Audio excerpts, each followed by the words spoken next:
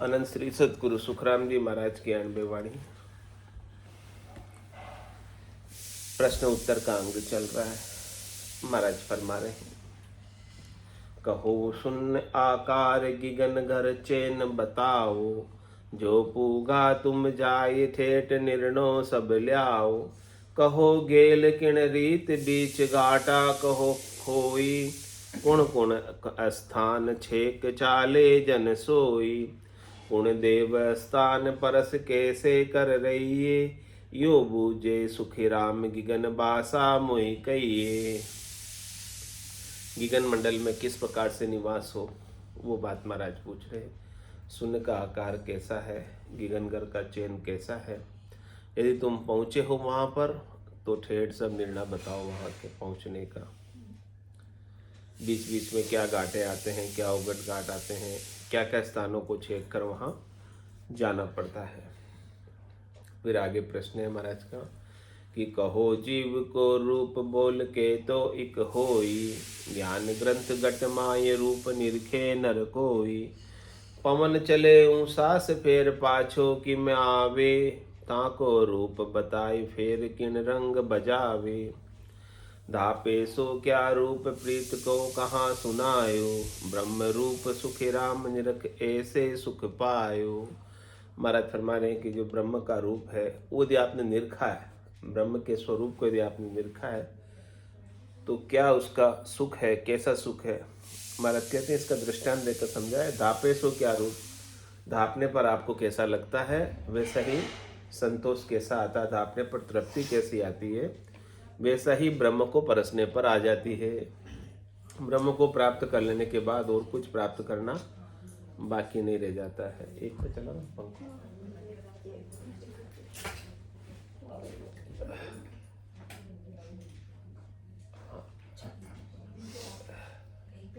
हाँ, दो पे कर, दो पे कर।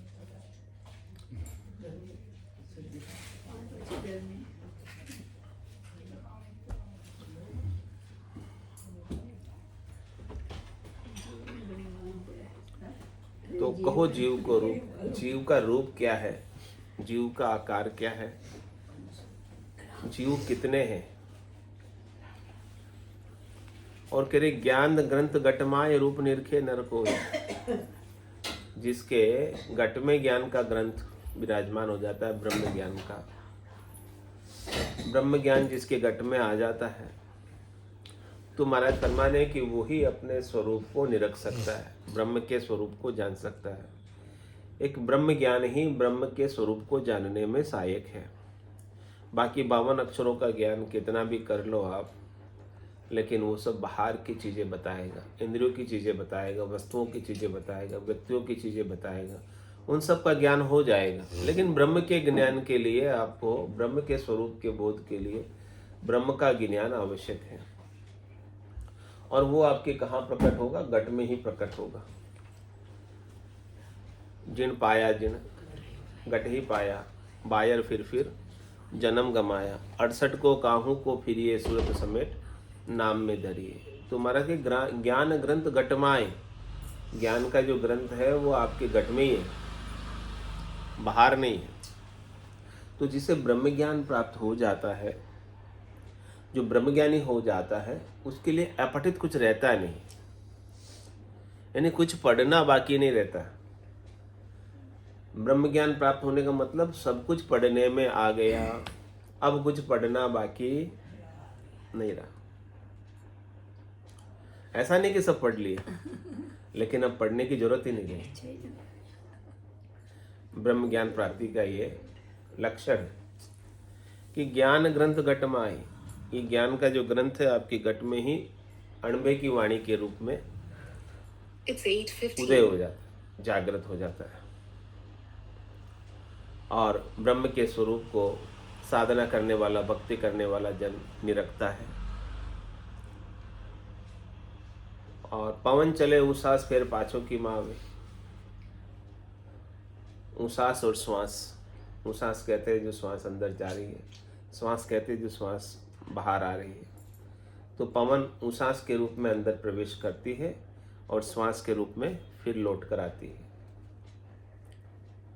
ये आना जाना इसका शरीर के साथ, प्राणों के साथ लगा रहता है।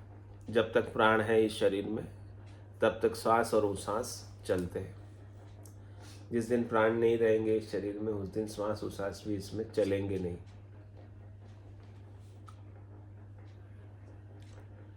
और कहो जीव को रूप बोल कहता ही कोई। जीव का रूप कितना है? जीव का कोई रूप है, रंग है, वर्ण है, आकार है? जीव तो एक भाव है। जीव का कोई अस्तित्व नहीं है, जीव का कोई एग्जिस्टेंस नहीं है, जीव का कोई वजूद नहीं है। जीव होना एक भ्रम है। वास्तव में तो ब्रह्म ही है, वास्तव में तो स्वरूप ही है। जीव होना एक कल्पना है। तो जीव होना एक कल्पना है तो जीव का रूप भी कल्पना है। इसलिए वो कल्पना होने के कारण, माया होने के कारण, गुणों से रचित होने के कारण जीव अपने रूप को बदलता रहता है, परिवर्तित करता रहता है।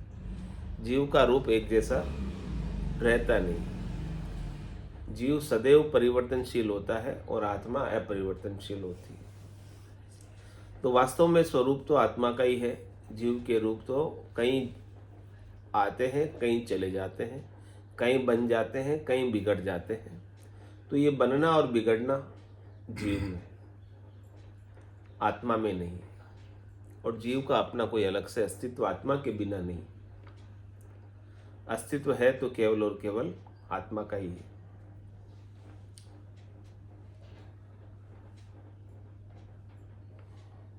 और आगे प्रश्न कर रहे हैं महाराज। सुख दुख दोन्यों जान आप बोले किसी वाणी, शीतल लहर सुन छाये बावरंग कहो बखानी। भूख भाव में जान सांच कैसे रंग होई, पांच रंग को रंग ताई गत जाने कोई। चित में चितवन उपजे ताको कहाँ स्वरूप, सुख राम ब्रह्म को निरखिया हर है बहुत अनूप। कह रहे महाराज की हरि परमात्मा राम जी सतराम अविनाशी राम बड़े अनुपम है। अनुपम का मतलब उसके जैसा दूसरा नहीं है कोई, उसके समान, उसकी तुलना में, उसके कंपैरिजन में कोई दूसरा है ही नहीं। इसलिए अनुपम और विलक्षण कहा है ब्रह्म को। और सुख दुख दोनों जान आप बोले किसी वाणी। महाराज फरमाने कि सुख दुख को जानने वाला कौन है? सुख दुख का भान किसको होता है? सुख दुख किसके अंतर्गत आते हैं? सुख दुख को जानने वाला आपका सूक्ष्म शरीर है, आपके मन है, आपकी बुद्धि है, आपका चित्त है, आपका अहम है। ये नौतत्लिंग शरीर है जिसमें 5 प्राण भी आ गए। इनको कभी सुख का अनुभव होता है और कभी दुख का अनुभव। और जो समदृष्टि प्राणी हो गए, जो सुख में फूलते नहीं है और दुख में रोते नहीं है, वो स्थित प्रज्ञता को प्राप्त होगा। उनकी प्रज्ञा, उनकी बुद्धि सुख और दुख से प्रभावित नहीं होती। तो महाराज फरमाने आप बोले किसी वाणी। ये सुख दुख आपके अंदर है, उसका पता कैसे चलता है? आपकी वाणी के द्वारा। आप कैसे बोलते हो, क्या बोलते हो, किस हाव भाव से बोलते हो। जब आप बोल रहे हो तब आपकी बॉडी लैंग्वेज क्या है, ये सब कुछ आपके सुख दुख के अंतर के भावों को, मन की दशा को, बुद्धि की दशा को, चित्त की दशा को दर्शाते हैं, बाहर प्रकट करते हैं।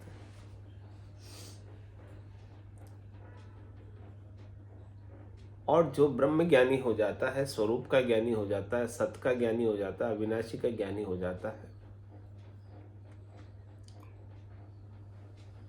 उसकी वाणी कैसी होती है? मीठी वाणी, निर्मली। निर्मल वाणी बोलता है, मीठी वाणी बोलता है। उसकी वाणी के अंदर कभी रोष, कभी क्रोध, कभी प्रतिशोध। ये कुछ तत्व समाहित ही नहीं होते हैं, क्योंकि उनकी प्रज्ञा, उनकी बुद्धि एकदम स्थिर हो गई है, और स्थिर होने के कारण स्वरूप में स्थित रहती है। सुरता शब्द के साथ लगी रहती है, ध्यान में लगी रहती है, तो उन्हें शरीर संसार के सुख दुख का कोई विशेष प्रभाव लखाता नहीं। प्रभाव होता तो है, लेकिन उन्हें नहीं लखाता, उन्हें स्पर्श नहीं करता। और ये भी समझता है ब्रह्मज्ञानी कि सुख सपना और दुख बुदबुदा दोनों है मेहमान, सबका स्वागत कीजिए जो भेजे भगवान। यानी जाई विधि राखे राम, ताई विधि रहिए। विधि का विधान मान, हानि लाभ सही है। राम राम राम राम राम राम कहिए। सुख और दुख क्या है? दोनों सिक्के के दो पहलू है। आप सिक्का लोगे तो दोनों साथ में आएंगे पहलू। आप सिक्के, कोई भी सिक्का उठाओगे तो दोनों साथ आएंगे, एक ही चीज उठा सकते हो। इसी प्रकार से सुख और दुख भी साथ में आते हैं, जोड़े से आते हैं। तो महाराज कहते हैं सुख जहाँ दुख, दिवस जहाँ रजनी, जहाँ जन्म जहाँ मरना। ज्ञान विचार गुरा का, देखो काल पास क्यों परना। तो सुख दुख दोनों जान। किस प्रकार से जाने सुख दुख को? महाराज कहते हैं सुख दुख दोनों क्षण भंगुर है, सुख दुख दोनों क्षणिक है। न सुख हमेशा रहता है और न दुख हमेशा रहता है। सुख भी चले ही जाने वाला है और दुख भी चले ही जाने वाला है। तो सुख के आने पर हमको कैसे रहना है? फूल जाना है? नहीं फूलना। और दुख के आने पर हमको कैसे रहना है? रोना धोना मचाना है? नहीं मचना। उस समय ज्ञान काम करता है। सुख और दुख के अनुकूलता और प्रतिकूलता की स्थिति में जब भी आती है, तब आपका संतुलन, आपका बैलेंस बिगड़ना नहीं चाहिए। संतुलन बिगड़ रहा है, बैलेंस बिगड़ रहा है, इसका मतलब ज्ञान का जोर अभी उतना नहीं हुआ जितना होना चाहिए।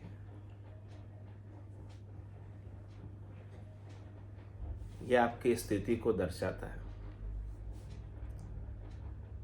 कि आप साधना के अंदर, भक्ति के अंदर कितना आगे पहुंचे। महाराज बोलते हैं मीठो मीठो बोल थारो काहे लागे। क्या बिगड़ता है? कुछ बिगड़ता है मीठा बोल?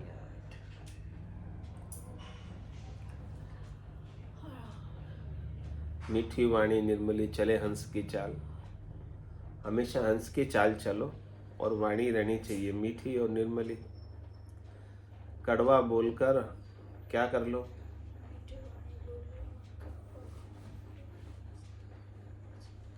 हाँ, वाणी ऐसी बोलिए बन का आपा खोए, औरन को शीतल करे आपो शीतल हो। ऐसी वाणी बोलो कि शीतल लहर सुन छाए, बावरंग हो कहाँ बखानी। एकदम शीतलता की लहर आ जाए आपकी वाणी के प्रभाव से। जो कोई सुने उन्हें भी शांति प्राप्त हो, संतोष प्राप्त हो, धैर्यता प्राप्त हो, धीरज आए। आपकी वाणी का ऐसा प्रभाव होना चाहिए। जिस प्रकार से छाया के अंदर शीतलता होती है, धूप में तेजी होती है, छाया में शीतलता होती है, तो आपकी वाणी में भी छाया की तरह शीतलता होनी चाहिए। सुनने वालों को आनंद आना चाहिए। अगम देश की अणबे ऐसी, सुनता ही सुख आवे। गर्जे सबद सुधारस बरसे, भरम करम सब ढहावे। वाणी ही बोलनी है तो अगम देश की वाणी बोलो, संतों की वाणी बोलो, गुरुमुखी वाणी बोलो, ज्ञान से भरी वाणी बोलो, क्योंकि ज्ञान का ग्रंथ तो आपके घट में ही है। अणबे के ज्ञान का प्रकाश तो आपके घट में ही होता है, बाहर तो नहीं होता।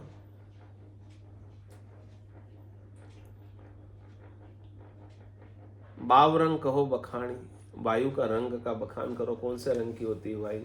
वायु का कोई रंग होता है? इसी प्रकार से ब्रह्म का भी कोई रंग नहीं होता। जिस प्रकार से वायु का रंग नहीं है, ब्रह्म का भी रंग नहीं। भूख भाव में जान, सांच कैसो रंग होई। आपके ब्रह्म के प्रति कितने भाव हैं, ये आपकी भूख दर्शाती है, प्यास दर्शाती है।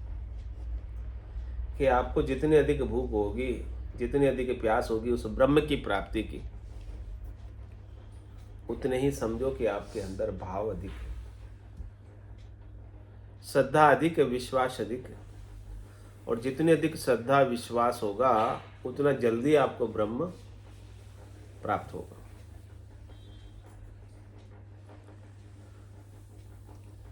तो ऐसे भाव आपके प्रबल बने रहे, ऐसी लगन, ऐसी चेष्टा, ऐसी भूख आपके अंदर लगी रहे, ऐसी विरह आपके अंदर जगी रहे कि परमात्मा से मेरा मिलन अभी तक क्यों ना हुआ।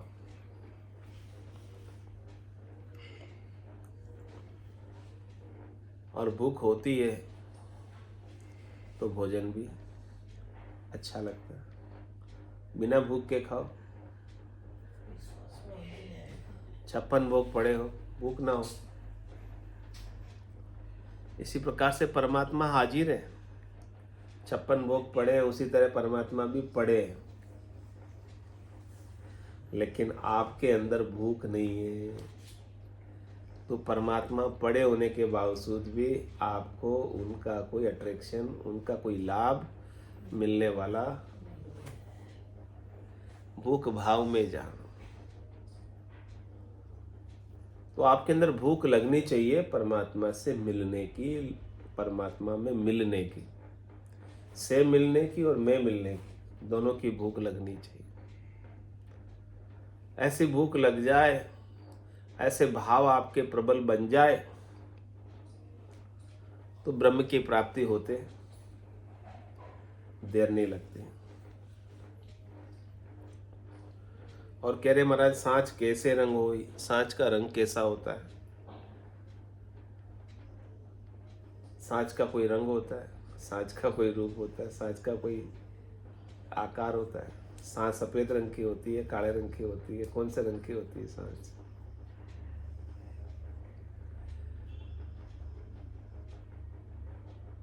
यदि सांच का कोई रंग ही नहीं होता है, सांच तो नारंगी है, यानी कोई रंग ही नहीं नारंगी का मतलब।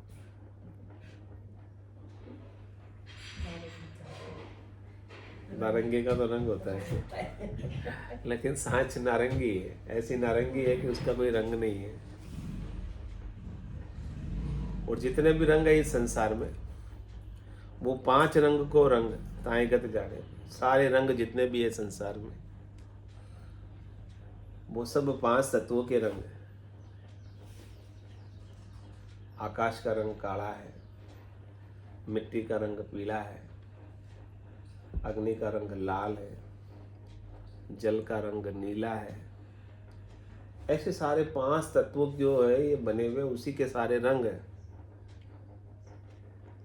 5 रंग को रंग ताईगत जाने को, लेकिन वो ब्रह्म अरंगी, नारंगी है, बिना रंगी है। It's 8:30. कोई उसका रंग ही नहीं है, रंगहीन है, गंधहीन है, स्वादहीन है। यानी इंद्रिया उसे चख नहीं सकती, देख नहीं सकती, सुन नहीं सकती, सूंघ नहीं सकती। ऐसा वो ब्रह्म है। और बाकी जिसे देखा जा सकता है, सुना जा सकता है, सूंघा जा सकता है, वो सब क्या है फिर? ब्रह्म है कि माया? जो देखने में आ जाता है वो माया है, जो देखने में ना आवे वही ब्रह्म है। पहचान तो हो गई ना ब्रह्म की, या नहीं हो गई? जो देखने में आ गया वो माया। तो अब ब्रह्म के दर्शन कभी होंगे आपको? हो गए तो क्या, किसके दर्शन होंगे? समझ में आ गई बात? जिसके भी दर्शन होंगे वो माया हो जाएगी। तो दर्शन हमेशा माया के ही होते हैं, ब्रह्म के कभी दर्शन, क्योंकि वो 5 रंगों के रंग में नहीं आता, रूप में नहीं आता, वर्ण में नहीं आता, आकार में नहीं आता। जो रूप रंग वर्ण आकार में आ जाता है वो सब माया होती है। मोटी मोटी सी बात को समझ लो। तो जो भी दर्शन होता है वो सब माया का दर्शन होता है। 5 रंग को रंग ताई गत जाने कोई, इसकी गति को कौन जानता है? ब्रह्मज्ञानी जानता है कि जो भी दिखाई दे रहा है दिखे सो सकल विनाशी। जो दिखाई दे रहा है वो सब विनाश को प्राप्त होने वाला है। सब 5 तत्वों के रंग है, और 5 तत्व 5 तत्वों में मिल जाते हैं। चित्त जल पावक गगन समीरा पंच रचित ये अदम शरीरा, ये भी मिल जाता है मिट्टी में। तो इसका कैसा भी रंग हो, सांवला हो तो भी मिट्टी में मिलता है, गोरा हो तो भी मिट्टी में मिलता है। कोई भी रंग हो, भले अच्छे से अच्छा रंग हो, वो भी मिल जाता है। या गोरा नहीं मिलता? वो भी मिट्टी में मिल जाता, गोरा भी। गोरा होने का क्यों गुमान करते हैं?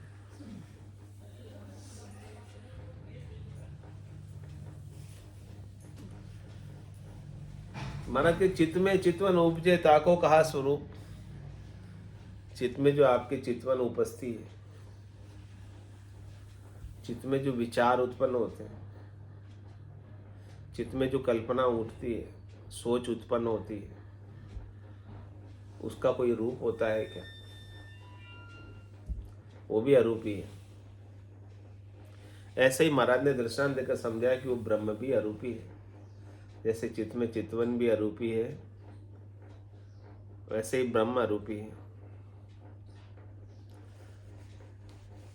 ये तो दृष्टांत के माध्यम से हमारा समझा रहे हैं ब्रह्म के बारे में, ताकि हमें ब्रह्म की, असल ब्रह्म की समझ हो जाए कि असल ब्रह्म, असल राम, सतराम, अविनाशी राम, सस्वरूप राम है क्या चीज। वास्तव में कहते किसे हैं? हम इसे प्राप्त तो करना चाहते हैं, लेकिन कहलाता क्या है वो? प्राप्त किसे करोगे? उसकी पहचान ना होगी तो। पहचान होगी तो पता चल जाएगा कि ये ब्रह्म है और ये हमें प्राप्त हो गया। पहचान ना होगी तो गलत चीज कोई असल चीज मानकर कह दोगे मिला हमें, जबकि मिली वो माया। कह दोगे ब्रह्म मिला, क्योंकि दिखाई देने वाली कोई चीज मिलेगी तो वो, अनुभव में आने वाली कोई चीज मिलेगी तो वो माया ही होगी, ब्रह्म नहीं हो सकता। वो ब्रह्म तो बड़ा अनुपम है। इंद्रियातीत है, वचनातीत है, कालातीत है, समयातीत है।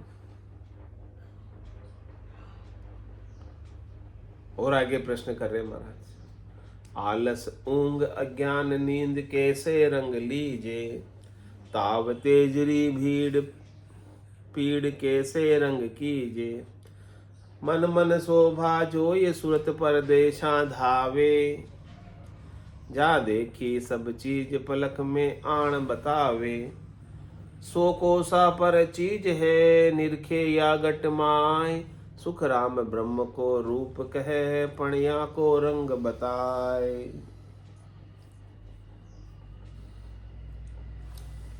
कह रहे महाराज, आलस ऊंग अज्ञान नींद कैसे रंग ली, इनका कौन सा रंग है? आलस्य का आलस आती है, कौन से रंग की आलस आती है?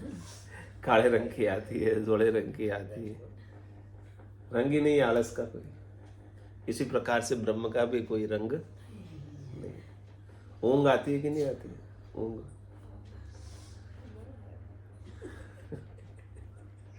अज्ञानता होती है, तो अज्ञानता का कौन सा रंग होता है? काला रंग होता है कि धोला होता है? नींद आती है तो नींद कौन से रंग की आती है?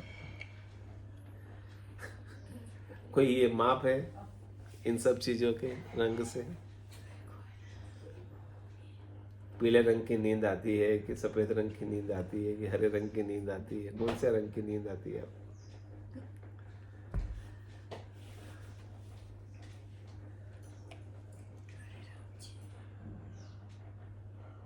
तो नींद का रंग नहीं है, अज्ञान का रंग नहीं है, ऊंग आलस का रंग नहीं है। इसी प्रकार से ब्रह्म का भी कोई रंग, और हम रंगों में देखना चाहते हैं उस ब्रह्म को। तो महाराज कहते हैं रंग में कैसे मिलेगा तुम्हें जब उसका रंग है ही नहीं? और कह रहे ताव तेजरी भीड़ पीड़ कैसे रंग कीजिए। ताव आता है कि नहीं आता? तेजरी बुखार, बुखार की जब मुश्किल आती है तो कौन से रंग की बुखार आती है? कोई रंग नहीं। पीड़ कैसे रंग की? पीड़ा होती है, कोई दुख होता है, तो वो पीड़ा कौन से रंग रंग की पीड़ा हुई? सफेद रंग की पीड़ा हुई कि काले रंग की पीड़ा हुई? है ही नहीं, माप ही नहीं पीड़ा रंग, उसके लिए माप का साधन ही नहीं है। इसी प्रकार से ब्रह्म को मापने का साधन नहीं है रंग, रूप, वर्ण, आकार। ये सारे साधन फेल है उस ब्रह्म को मापने के लिए, उस ब्रह्म को जानने के लिए।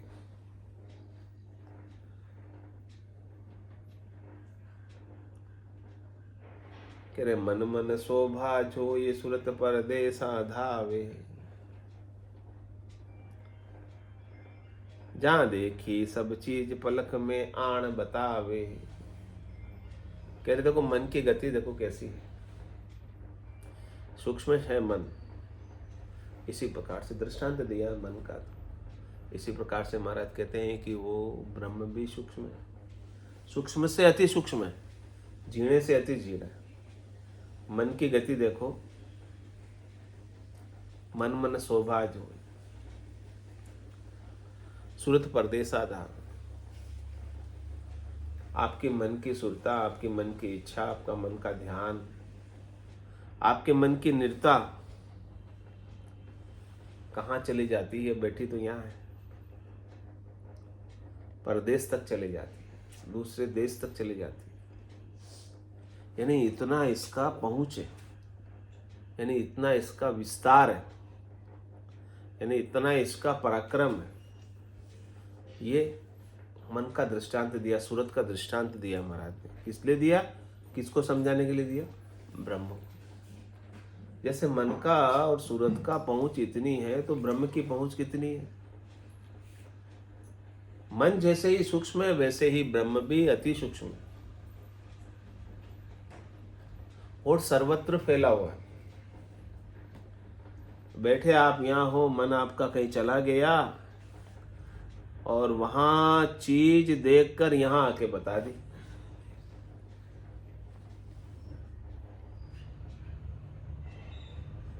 आप चश्मा कहाँ भूला है? लगाओ सुरता, लगाओ ध्यान। हाँ वहां मैंने लास्ट में रखा था, वहीं पड़ा है। अभी देख के आ गया कि नहीं आ गया? अभी भी वहीं पड़ा है, कमरे में उस कबाड़ में पड़ा है, अभी भी दिख रहा है जहाँ पड़ा है। ये कौन पहुंचा? अभी बैठे तो आप शरीर से यहाँ, वहां कौन पहुंचा? कमरे में उस कबाड़ में जहाँ चश्मा आपका पड़ा है। मन पहुंच गया ना। तो मन का इतना पहुंच पराक्रम विस्तार है, सुरता का इतना पहुंच पराक्रम विस्तार है। लेकिन महाराज क्या कहते हैं? जहां मन नहीं जाता, जहां सूरत नहीं जाती, वहां ब्रह्म है। मन और सूरत की पहुंच तो माया तक ही है, यानी जो दृष्टि से देखने में आती है, इंद्रियों से देखने में आती है, वहां तक ही मन और सूरत पहुंचती है। ये तो सूरत निरत से भी बाहर है। जहाँ सूरत निरत नहीं चित चेतन वस्तु अमोलक होई। ये तो ऐसी अमोलक वस्तु है, ब्रह्म तो, तत्व तो, स्वरूप तो, जिसमें सूरत निरत भी काम नहीं करती आपकी। वो सूक्ष्म है, जीणी है इतनी, वो जीणी होने के बावजूद भी वो नहीं पहुंच पाती उस ब्रह्म तक। ऐसा आपका ब्रह्म है।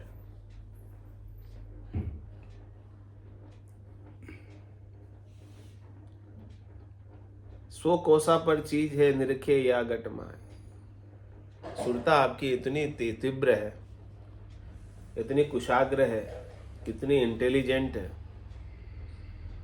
कि 100 कोस पर पड़ी हुई चीज को भी बता देती है कि यहाँ पड़ी है, देखी हुई है उसने। इतनी दूरी पर कोई चीज देखकर आई है, विदेश जाकर देखकर आई है, तो बता देगी कि विदेश में ऐसा ऐसा बाजार होता है, ऐसा ऐसा घर होता है, ऐसे ऐसे घूमने फिरने की जगह होती है, सब बता देती है। तो सुखराम ब्रह्म को रूप कहे, पणिया को रंग बताए।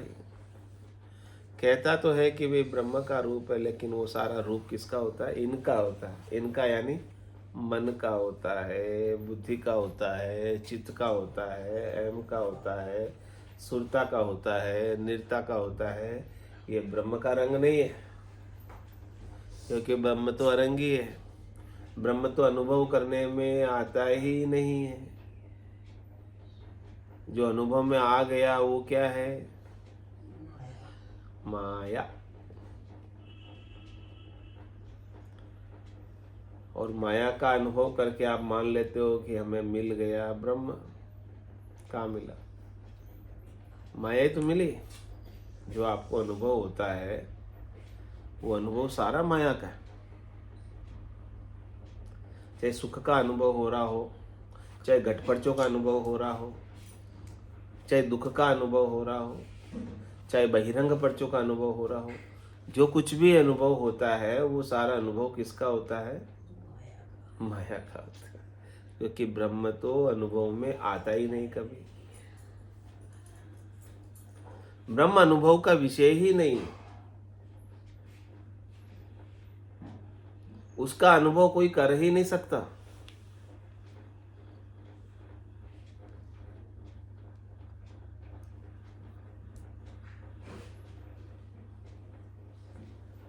क्योंकि वो करने में है ही नहीं।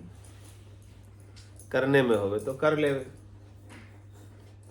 वो करण साध्य ही नहीं। ये गुण साधन तो नहीं होई, तुमरी कृपा पाई कोई कोई। ब्रह्म की प्राप्ति का गुण करने में नहीं। इसलिए जिसके ऊपर संतों की, सदगुरु की, केवली भगवंतों की कृपा हो जाती है, उन्हें ही वो ब्रह्म मिलता है। कह सुखराम शब्द की महिमा, कहता बनिए न काई। साधन ध्यान बिना सुन सिमरन, लिया अमर कर जाए। सदगुरु के शब्दों की महिमा, सदगुरु के वचनों की महिमा है, सदगुरु की वाणी की महिमा अगम देश की। कहने में नहीं आती इतनी विलक्षण अद्भुत महिमा। बिना ही साधन किए, बिना ही ध्यान किए, बिना ही सिमरन किए अमर घर की प्राप्ति कराती है, डायरेक्ट पहुंचाती है।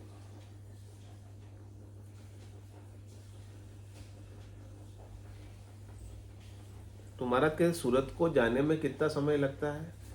एक पल। मन को जाने में कितना समय लगता है? एक पल से भी टाइम का उससे भी छोटा हिस्सा। तो अब आपको ब्रह्म होने में कितना समय लगेगा?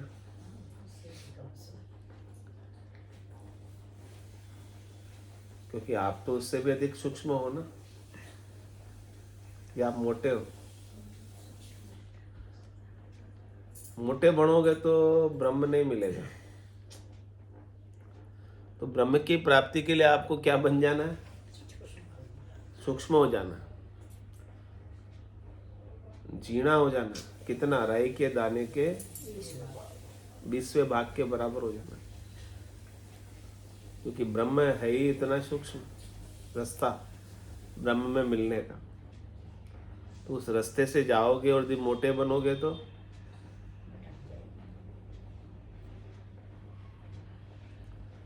महाराज कहते हैं कि गरीब नवाज विड़द वाको धींग निवाज नहीं हुई। गरीबों को निवासता है, छोटों को निवासता है, मोटों को नहीं निवासता।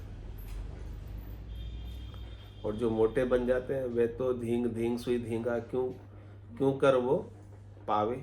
कैसे मिलेगा वो ब्रह्म मोटे बन जाओगे तो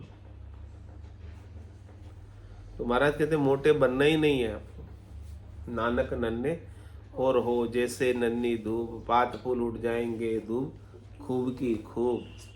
यदि ब्रह्म पाना है तो छोटे बनना पड़ेगा, सूक्ष्म होना पड़ेगा, जीना होना पड़ेगा, बारीक होना पड़ेगा। यानी अपने पास जो भी माया का बोझ है, अपने जो माया से अपन बने हुए हैं, उन सबको हटाना होगा, उन सबको मिटाना होगा। बने हुए सब मिटेंगे तब जाके आप अंत में ब्रह्म रह जाएंगे।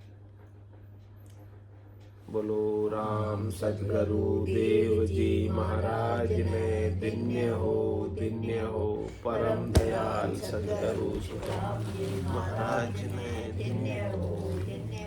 आनंद श्री सद्गुरु सुखराम जी महाराज के ज्ञान सत्स्वरूप भगवान ने धन्य हो केवली भगवंता ने धन्य हो जीवावतारण जहाज में धन्य हो मोक्ष के मालिका ने धन्य हो अनंत कोटि संतान ने धन्य हो। Ram Recording Swami stopped. राम राम सा राम राम सा Ram Recording in Ram progress. Ram Ram Ram संतान है सत्संज्ञान राम राम राम राम